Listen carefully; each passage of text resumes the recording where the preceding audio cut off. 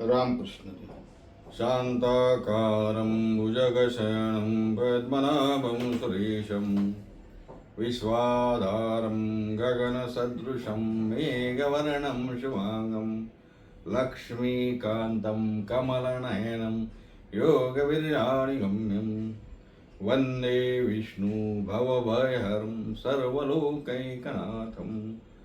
श्री कृष्ण भगवान की जय, पंढरीनाथ महाराज की जय, माऊली ज्ञानेश्वर महाराज की जय, जगद्गुरु तुकाराम महाराज की जय, शांती ब्रह्म श्री संत एकनाथ महाराज की जय। अधिक मास महात्म्य आणि त्यानिमित्तानं म्हणजे अधिक मासाच्या निमित्तानं चालू असलेली आपली ही चिंतन सेवा अधिक मास महात्म्य भाग 2 अर्थात अध्याय 2. मागच्या भागामध्ये आपण पहिल्या अध्यायाचं चिंतन करत असताना, पहिल्या अध्यायाची कथा बघत असताना मलमास म्हणजे काय, भगवंताने त्या मलमासाला पावन करून पुरुषोत्तम मास केला आणि या पुरुषोत्तम मासामध्ये अधिकाधिक केलेल्या कर्माचं अधिकाधिक फळ मिळतंय, पुण्य शतपटीनं पुण्य जास्त प्राप्त होते. तेव्हा या अधिक मासामध्ये सत्पात्री दान गेल्या पाहिजे. ब्राह्मणाला दान करायचं, ते सत्पात्री दान करायचं, ऋषीमुनींना दान केलं पाहिजे, वैष्णवांना त्या ठिकाणी भोजन दिलं गेलं पाहिजे, त्यांचा सत्कार केला गेला पाहिजे. आपल्या गुरूंचं त्या ठिकाणी गुरूंना सुद्धा शरण जाऊन त्यांनाही दान, धर्म, वस्त्रदान, काय असेल ते दीपदान वगैरे सर्व केलं पाहिजे, अशा कथा आहेत. तेव्हा हे सर्व करत असताना दान करायचा, धर्म करायचा, लोकांना जेवण द्यायचं, अन्नदान करायचं, हे सर्व ठीक आहे. पण का हो, ज्याला ते शक्य नाही त्याने काय करायचं? आमच्या लक्ष्मी मातेने भगवान नारायणाला हाच प्रश्न दुसऱ्या अध्यायामध्ये विचारला आणि लक्ष्मी माता नारायणाला म्हणते, नारायणा, अहो प्रभू, आपण मागच्या अध्यायामध्ये मला कथा सांगितली, आपण दानाचं महत्व सांगितलं, अधिक मासामध्ये दान दिलं पाहिजे हे सांगितलं, व्रत केली पाहिजे हे सांगितलं, हे सर्व ठीक आहे. पण ज्याच्यामध्ये ते सामर्थ्य नाही त्यांनी काय करायचं? दान करायला तुमच्याकडे काय असावं की नसावं, असणाऱ्याने जरूर केलंच पाहिजे. पण ज्याच्याकडे नाही, मग त्याचा उद्धार कसा होईल? मला सांगा ना. एखाद्या ब्राह्मणाला बोलावून त्याला जर ब्राह्मण दक्षिणा द्यायची आहे, माझ्याकडे पैसे असायला हवे आणि ते पैसे माझ्याकडे आहे, मी देईल. पण एखाद्या गरीबाकडे धन नाही, पैसा नाही, मग त्यांनी दान दक्षिणा द्यायची कुठून? वैष्णवांना अन्नदान करायचं आहे, वैष्णव भोजन करायचे, ब्राह्मण भोजन करायला आहे, गुरूंना दक्षिणा द्यायची आहे, गायीची पूजा करायची आहे, गायीचं दान द्यायचं आहे, असं म्हटलं. द्यायचं कुठून? तेव्हा लक्ष्मी मातेने सर्वसामान्य गरिबाच्या दृष्टीचा विचार करून, गरिबाचा विचार करून भगवान नारायणाला प्रश्न विचारला, नारायणा, अधिक मास हा पावन आहे, फल देणार आहे, हे जरी सर्व खरं असलं तरी त्याला त्या अधिक मासामध्ये जे पुण्यकर्म करायचे त्यासाठी आमच्याकडे काही नसलं तर काय करायचं? दयाळू, परमदयाळू असलेला भगवान परमात्मा, भगवान नारायण, विष्णू भगवान सांगतात, लक्ष्मी माते, तू गरिबांची कैवारी आहेस, तुला गरिबाची कणव कळाली, तुला गरिबाची दया आली, म्हणून तू हा प्रश्न विचारते की गरिबांचा उद्धार होणार नाही का? म्हणजे पुण्य प्राप्तीसाठी नुसतं श्रीमंत धनवानच असलं पाहिजे का? नाही का? तुला ही शंका आहे. लक्ष्मी माते, शंका करू नका. अहो, या अधिक मासामध्ये अनेकविध अशा कथा आहेत, अनेकविध असे साधनं आहेत की त्या साधनांनी भगवत प्राप्ती करता येईल, पुण्य प्राप्ती करता येईल. मग लक्ष्मी माता म्हणतात, नारायणा, तुम्ही तर म्हणतात दान केलं पाहिजे, मी तेच म्हणतो, मग दान करायचं कुठून?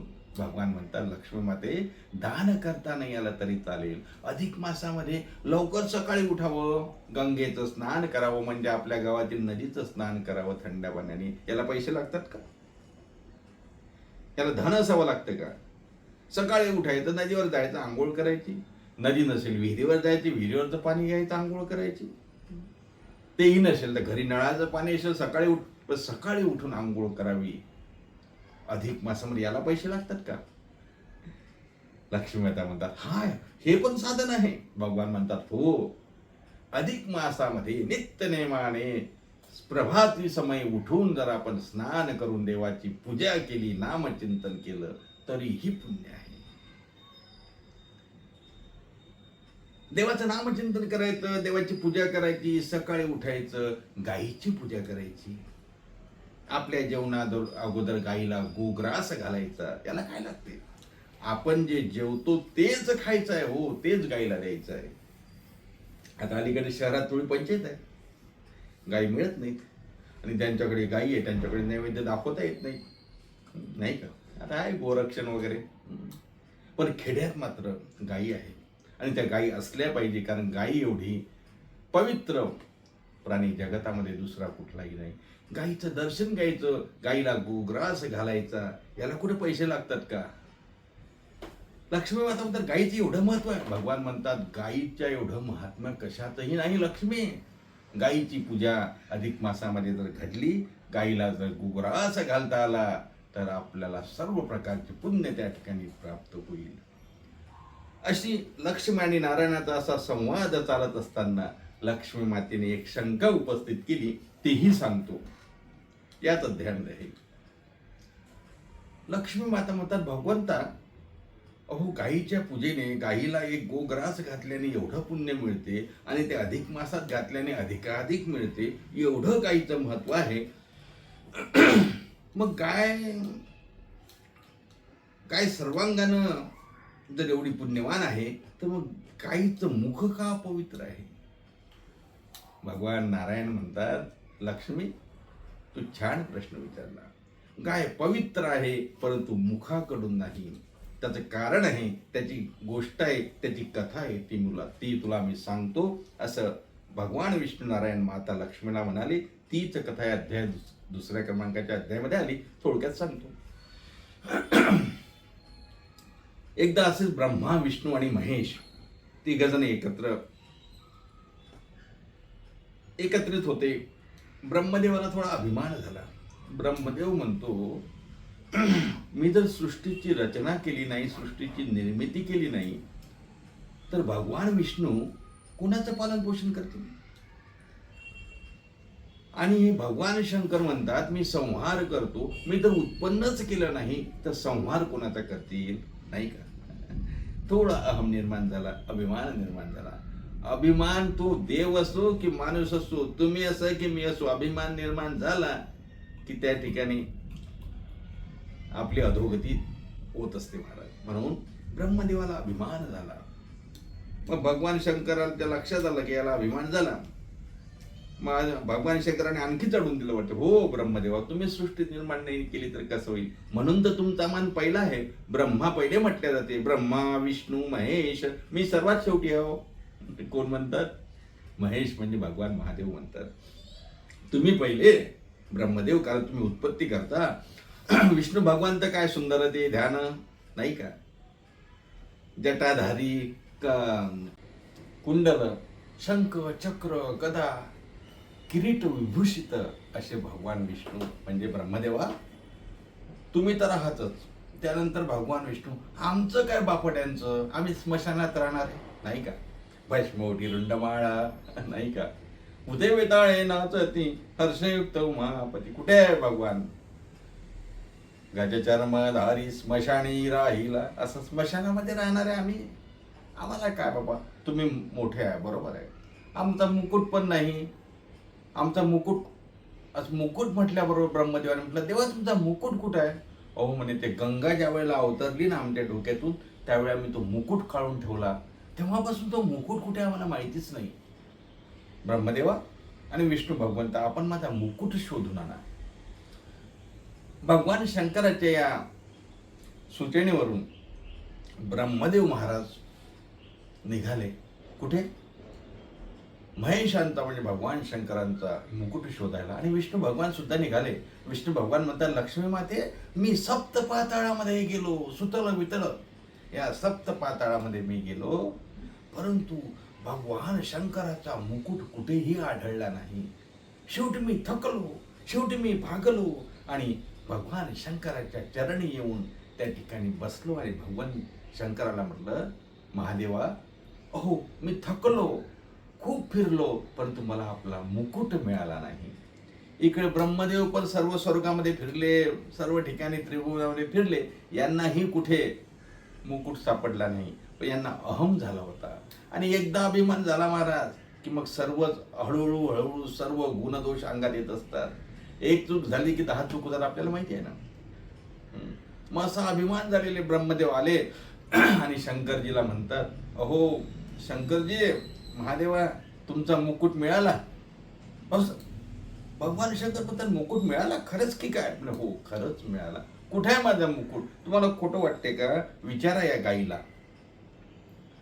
तेव्हा भगवान शंकरांनी त्या गायीकडे बघितलं आणि गायीला विचारलं, हो का, माझा मुकुट मिळाला? गायीने हम्या हम्या केलं, हंबरडा हंबा हम्मा, काय गायीचा जो आवाज असेल तसा केला आणि मान हलवली. भगवान शंकराच्या लक्षात आलं, ही गाय लबाड बोलते, खोटी बोलते, ब्रह्मदेवासारखी ही पण खोटारडी झाली. आणि भगवान शंकरांनी क्रोधित होऊन गायीला विचारलं, खोटारडे, अरे जो अस्तित्वातच नाही, माझ्या डोक्यामध्ये पूर्वीपासूनच मुकुट नव्हता, जो अस्तित्वातच नाही त्याला तू सापडला म्हणून खोटी साक्ष देते. जा, ज्या तोंडाने तू साक्ष दिली आहे ते तुझं तोंड अपवित्र असेल, त्या तोंडाने तू घाण खाशील. महाराज, सांगण्याचं तात्पर्य काय आहे? भगवान नारायण विष्णू भगवान त्या ठिकाणी शंकरजीला, माता लक्ष्मीला ही कथा सांगतात की गाय पवित्र, सर्वांगाने पवित्र असली तरी ती मुखाकडून अपवित्र आहे. त्या मागची कथा ही आहे. असो, या कथेमधून या अध्याय 2 अधिक मास महात्म्य कथा अध्याय 2 मध्ये भगवंतानी लक्ष्मी मातेला त्या ठिकाणी सांगितलं, लक्ष्मी, तुम्ही दरिद्री आहात, तुम्ही गरीब आहात, तुम्ही मोठे आहात, तुम्ही कसे आहात, यात घाबरण्याचं कारण नाही. पुण्यप्राप्तीसाठी गरिबी आणि श्रीमंतीचा काही संबंध नाही. माझ्या प्राप्तीसाठी गरिबी आणि श्रीमंतीचा काही त्या ठिकाणी कस लागत नाही. माझ्या मोक्ष प्राप्तीसाठी, ब्रह्मप्राप्तीसाठी, पुण्यप्राप्तीसाठी मी त्या ठिकाणी तुमची गरिबी श्रीमंती बघत नाही, तुमचा भाव बघतो, तुमची इच्छा बघतो. म्हणून सुलभ आणि सोपी साधनं सुद्धा आहेत की जे अधिक मासामध्ये आपण करू शकतो. जसं सांगितलं, सकाळी लवकर उठणे, आंघोळ करणे, देवपूजा करणे, गायीचं पूजन करणे, गायीचं दर्शन करणे, गायीला गोग्रास घालणे, अशा अनेकविध कथा आहे. या कथेतून, आजच्या अध्यायातून गोमातेचं सुद्धा महात्म्य भगवंतानी लक्ष्मी मातेला सांगितलं. तुर्तास आज या 2ऱ्या अध्यायाची कथा, अर्थात 2रा अध्याय इथे थांबूया. पुन्हा भेटूया पुढच्या अध्याय 3 मध्ये. तोपर्यंत सर्वांना रामकृष्ण हरी आणि ठरल्याप्रमाणे आपलं भजन. श्री कृष्ण गोविंद हरे मुरारी, हे नाथ नारायण वासुदेव. श्री कृष्ण गोविंद हरे मुरारी, हे नाथ नारायण वासुदेव. हे नाथ नारायण वासुदेव, हे नाथ नारायण वासुदेव, हे नाथ नारायण वासुदेव, हे नाथ नारायण वासुदेव. श्री कृष्ण गोविंद हरे मुरारी, हे नाथ नारायण वासुदेव. श्री कृष्ण गोविंद हरे मुरारी, हे नाथ नारायण वासुदेव. कुंडलीक वरदे विठ्ठल श्री ज्ञानदेव तुकाराम, दत्तात्रय जनार्दन श्री गणनाथ, मौली ज्ञानेश्वर महाराज की जय. जगद्गुरु तुकाराम महाराज की जय. शांति ब्रह्म श्री संत एकनाथ महाराज की जय. भगवान श्री कृष्ण भगवान की जय.